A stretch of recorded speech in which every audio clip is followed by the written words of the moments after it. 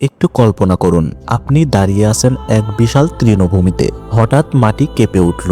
দূরে দেখা যাচ্ছে দৈত্য আকৃতির লোমে ঢাকা এক প্রাণী। প্রতিটি পা ফেলতেই ধুলো উড়ছে আকাশে। এটা আমাদের পৃথিবীর একসময়ের বাস্তবতা।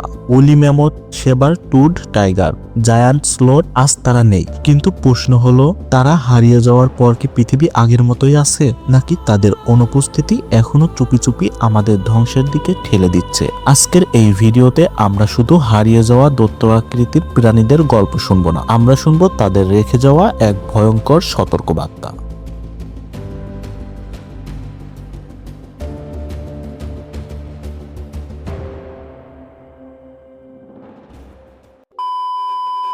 আমাদের মধ্যে একটি ভুল ধারণা আছে। আমরা সবাই ভাবি হয়তো ওরা বড় ছিল তাই ওরা আলাদা ছিল, কিন্তু সত্যটা আরো গভীর। এই দৈত্য আকারের প্রাণীরা ছিল প্রকৃতির ইঞ্জিন। ওলি ম্যামথ, তাদের পায়ের চাপে বরফ ভেঙে যেত, ঘাস নতুন করে জন্ম নিত, কার্বন ডাই অক্সাইড মাটির নিচে আটকে থাকতো। জায়ান্ট গ্রাউন্ড স্লোথ, তারা বন পরিষ্কার করত, নতুন গাছ জন্মানোর জন্য জায়গা তৈরি করত। সেবার টুথ টাইগার, দুর্বল শিকার সরিয়ে পুরো ফুড চেইনকে সুস্থ রাখত। ওরা শুধু প্রাণী ছিল না, ওরা ছিল ইকোসিস্টেমের রক্ষাকর্তা।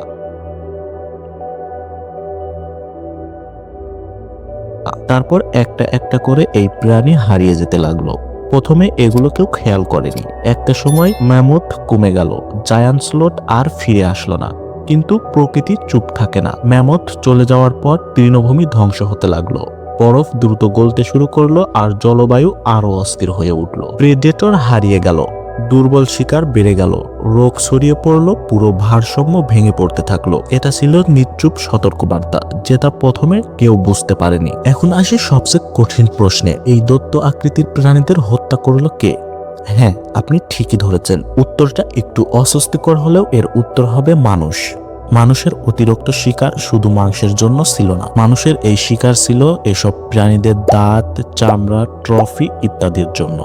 এ সময় আগ্নেয় অস্ত্রের ব্যবহার এত বেড়ে গিয়েছিল যে যার ফলে জলবায়ু পরিবর্তন হয়ে গিয়েছিল, বরফের যুগ শেষ হয়ে গিয়েছিল, খাবারের উৎস শেষ হয়ে গিয়েছিল, এমনকি আবাসস্থল হারিয়ে যাচ্ছিল। কিন্তু বিজ্ঞানীরা আজও বলেন জলবায়ু একা দায়ী নয়। মানুষ যদি না থাকতো তাহলে অনেক জায়ান্ট প্রাণী এখনো বেঁচে থাকতো। এটা শুনতে কঠিন কিন্তু সত্য।